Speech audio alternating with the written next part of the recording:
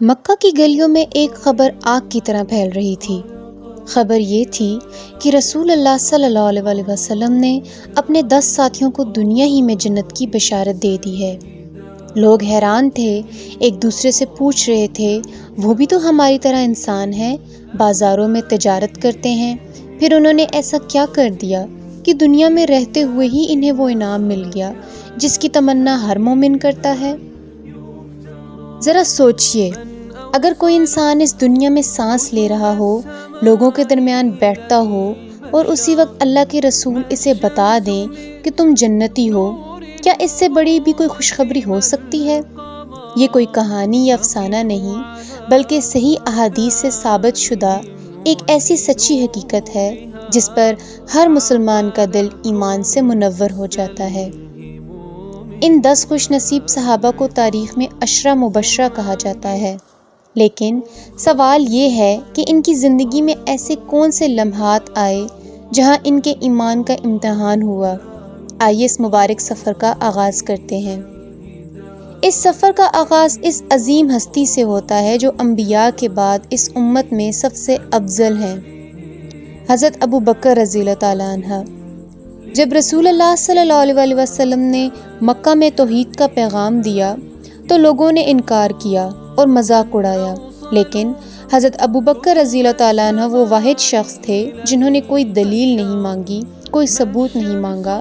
جب معراج کے واقعے پر کافروں نے کہا کہ تمہارے ساتھی کہتے ہیں کہ وہ ایک ہی رات میں بیت المقدس جا کر واپس آ گئے، تو حضرت ابو بکر رضی اللہ تعالیٰ عنہ نے بلا جھجک فرمایا، اگر یہ بات محمد صلی اللہ علیہ وسلم نے کہی ہے تو بالکل سچ ہے۔ اسی بے ساختہ تصدیق نے انہیں صدیق کا لقب دلایا۔ آپ نے نہ صرف اپنے ایمان کو بچایا بلکہ اپنی تمام دولت اللہ کی راہ میں لٹا دی۔ حضرت بلال جیسے مظلوم غلاموں کو خرید کر آزاد کیا، اور جب ہجرت کا وقت آیا تو غار ثور کے نازک ترین لمحات میں آپ ہی رسول صلی اللہ علیہ وسلم کے رفیق سفر بنے۔ اس کے بعد باری آتی ہے حضرت عمر فاروق رضی اللہ تعالیٰ عنہ کی۔ ایک وقت تھا جب عمر کا نام سن کر مسلمان ڈرتے تھے، وہ اسلام کے سب سے بڑے مخالفوں میں سے تھے، لیکن جب ان کے دل میں قرآن کی آیات اتریں تو وہی عمر جو غصے میں نکلے تھے کھل کر بارگاہ رسالت میں پیش ہوئے اور کلمہ پڑھ لیا۔ حضرت عمر رضی اللہ تعالیٰ عنہ کے اسلام لانے سے مسلمانوں کو وہ طاقت ملی کہ جو لوگ پہلے چھپ کر عبادت کرتے تھے اب کعبہ کے سامنے کھل کر نفل ادا کرنے لگے۔ آپ کا سب سے بڑا ہتھیار عدل و انصاف تھا۔ رسول اللہ صلی اللہ علیہ وسلم نے فرمایا تھا کہ اگر میرے بعد کوئی نبی ہوتا تو وہ عمر ہوتے۔ آپ کی ہیبت کا یہ عالم تھا کہ شیطان بھی اپنا راستہ بدل لیتا تھا۔ حضرت عثمان غنی رضی اللہ تعالیٰ عنہ اور حضرت علی مرتضیٰ رضی اللہ تعالیٰ عنہ۔ تیسری عظیم ہستی حضرت عثمان بن عفان رضی اللہ تعالیٰ عنہ ہے، جنہیں ذو النورین یعنی 2 نوروں والا کہا جاتا ہے، کیونکہ رسول صلی اللہ علیہ وسلم کی 2 صاحبزادیاں یکے بعد دیگرے ان کے نکاح میں آئیں۔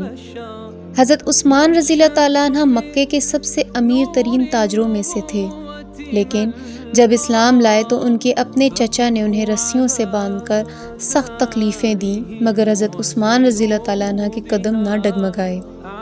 جب مدینہ میں پانی کی شدید قحط سالی ہوئی اور بئر روما کا کنواں ایک یہودی کے پاس تھا جو غریب مسلمانوں کو مہنگے داموں پانی بیچتا تھا، تو حضرت عثمان رضی اللہ تعالیٰ عنہ نے اپنی بھاری دولت سے وہ کنواں خرید کر ہمیشہ کے لیے مسلمانوں کے لیے وقف کر دیا، اور غزوہ تبوک کے موقع پر اپنے سواری کے اونٹ اور سونے چاندی کے انبار دین کی راہ میں لوٹا دیے، جس پر آقا صلی اللہ علیہ وسلم نے فرمایا کہ آج کے بعد عثمان رضی اللہ تعالیٰ عنہ کا کوئی عمل اسے نقصان نہیں پہنچائے گا۔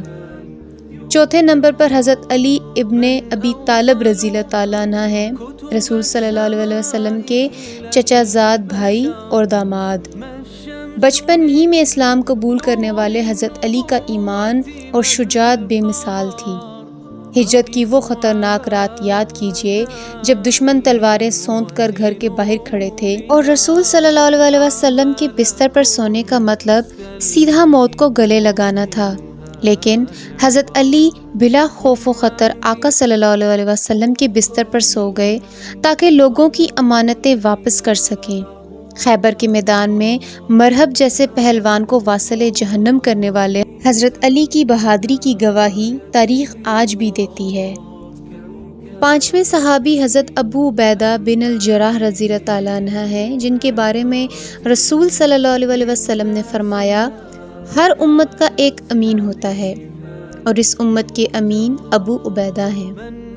غزوہ بدر میں ان کے سامنے اپنے والد آ گئے جو کفر پر قائم تھے، لیکن ابو عبیدہ نے ثابت کر دیا کہ جب اللہ اور اس کے رسول صلی اللہ علیہ وسلم کا معاملہ ہو تو ایمان سے بڑا کوئی رشتہ نہیں ہوتا۔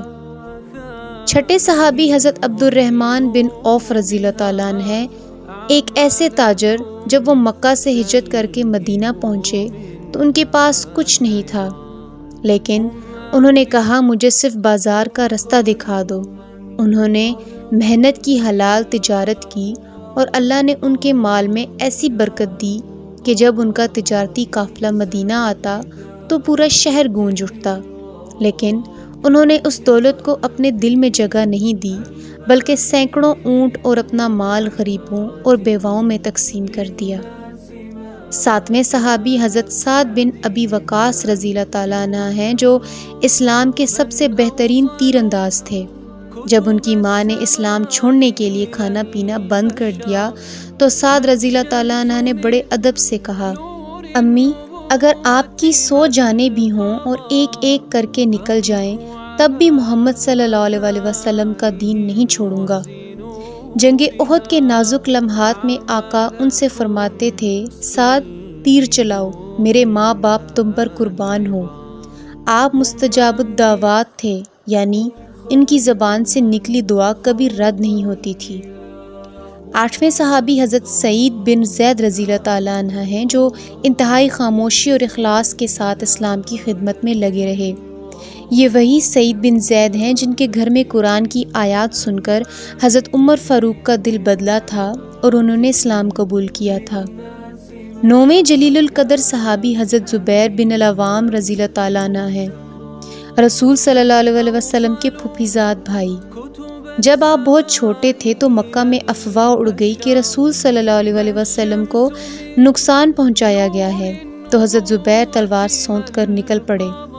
ان کے جذبے کو دیکھ کر آپ صلی اللہ علیہ وسلم نے ان کے لیے دعا فرمائی اور بعد میں ارشاد فرمایا، ہر نبی کا ایک حواری یعنی خاص مددگار ہوتا ہے اور میرا حواری زبیر ہے۔ 10ویں عظیم صحابی حضرت طلحہ بن عبید رضی اللہ تعالیٰ عنہ ہیں۔ جنگ احد میں جب حالات انتہائی نازک ہو گئے اور دشمن رسول صلی اللہ علیہ وسلم تک پہنچنے کی کوشش کر رہے تھے تو طلحہ ڈھال بن کر آقا صلی اللہ علیہ وسلم کے آگے کھڑے ہو گئے۔ جہاں سے تیر آتا وہاں اپنا ہاتھ آگے کر دیتے، جہاں تلوار آتی اپنا جسم آگے کر دیتے۔ ان کا ایک ہاتھ مفلوج ہو گیا اور جسم پر درجنوں زخم آئے، لیکن انہوں نے آقا صلی اللہ علیہ وسلم پر آنچ نہیں آنے دی۔ رسول اللہ صلی اللہ علیہ وسلم نے فرمایا، اگر کوئی زمین پر چلتے ہوئے شہید کو دیکھنا چاہتا ہے تو وہ طلحہ کو دیکھ لے۔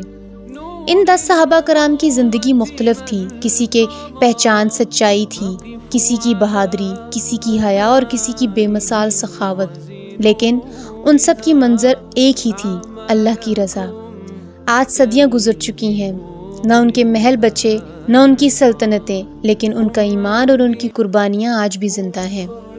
جنت صرف تمناؤں سے نہیں ملتی بلکہ یہ ان نفوس قدسیہ کا انعام ہے جنہوں نے اپنی پوری زندگی اللہ اور اس کے رسول کے احکام پر قربان کر دی۔